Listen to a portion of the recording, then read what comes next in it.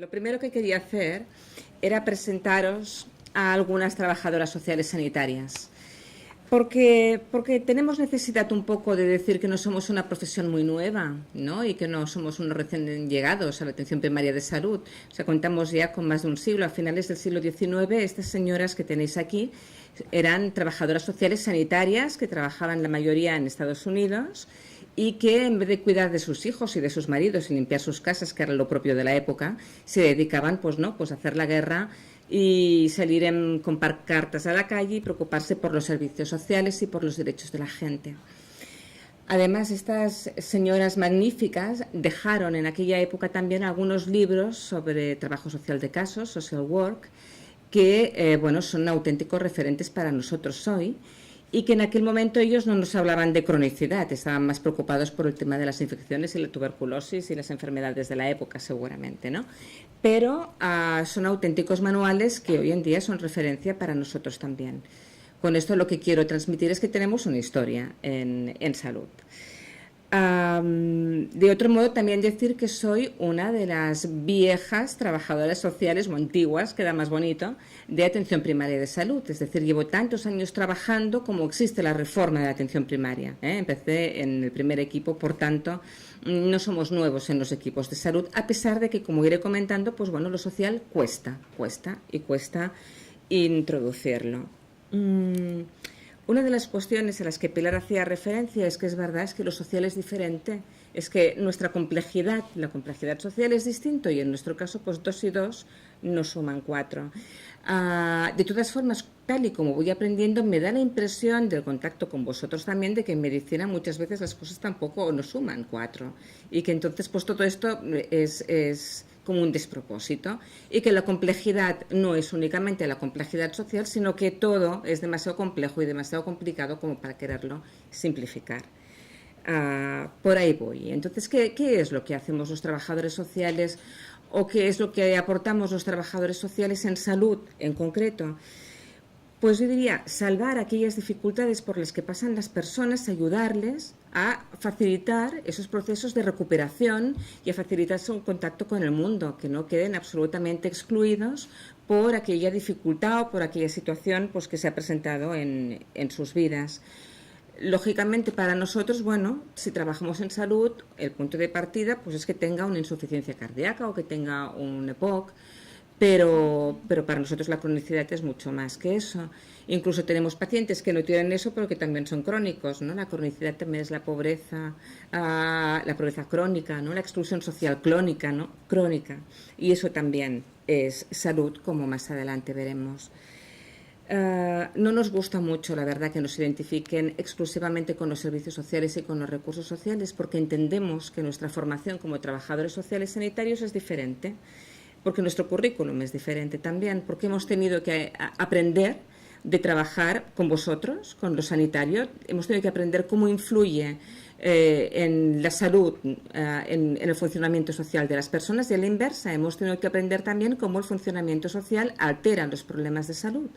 Y entonces todo eso ha hecho que nuestras necesidades de formación y también nuestras técnicas y nuestras habilidades sean diferentes. Entonces, comparto absolutamente el tema de los servicios sociales, de este desfase que hay de nuestras prisas, de nuestros tempos, por lo que respecta a unos y otros, pero también reivindico un papel diferente y que al menos que no se nos equipare con simpleza a decir lo que hacemos nosotros, trabajadores sociales dentro de hospitales, dentro de primaria, es lo mismo que hacemos desde serveis socials. No sería el caso. Tuve la tentación de poderles explicar, cómo trabajamos los trabajadores sociales, nuestro método básico, cómo lo utilizamos, pero lo descarté porque pensé que probablemente ni les interesaría ni a mí me apetecía explicarlo. Pensé también que a lo mejor estaría bien poder explicar qué hemos planificado en el ICS del proceso de trabajo social con crónicos, cómo empiezan, cómo nos entran, cómo registramos en ECAP, cómo lo hacemos.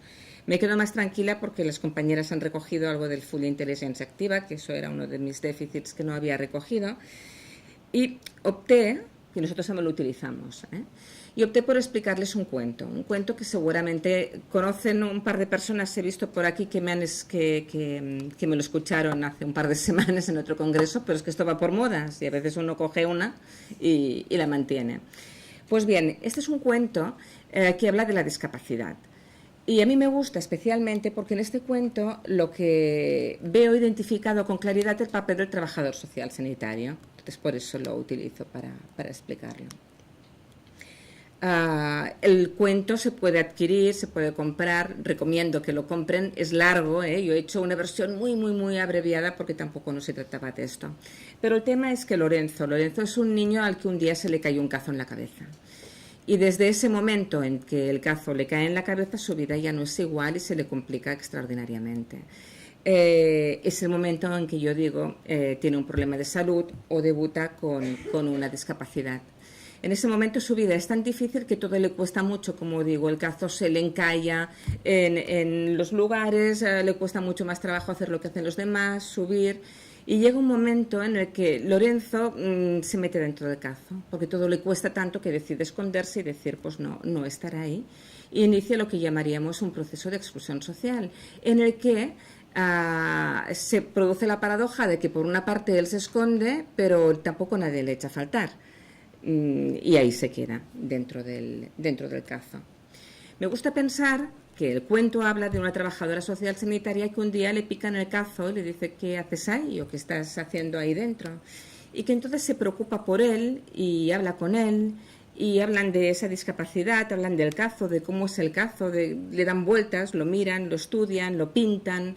Y de repente el trabajador social, con ese vínculo y esa relación y esa ayuda que establece, llega un momento en el que entiende que lo que le tiene que dar es un recurso, un bolso donde Lorenzo mete el cazo.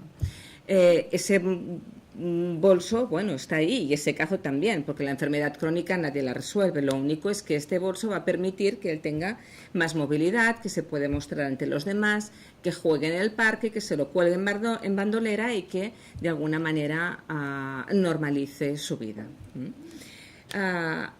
¿Qué entiendo? Entiendo que el paciente crónico necesita de un trabajador social que le ayude a hacer un plan, que le ayude, no que lo haga por él, sino que le ayude a hacer un plan y que con ese plan pues que tiren juntos adelante intentando pues conocer y ver qué es lo que tiene de especial esa discapacidad y entre todos hacer algo pues para que no quede aislado absolutamente dentro de lo que sería pues lo que hemos comentado, ¿no? La exclusión social.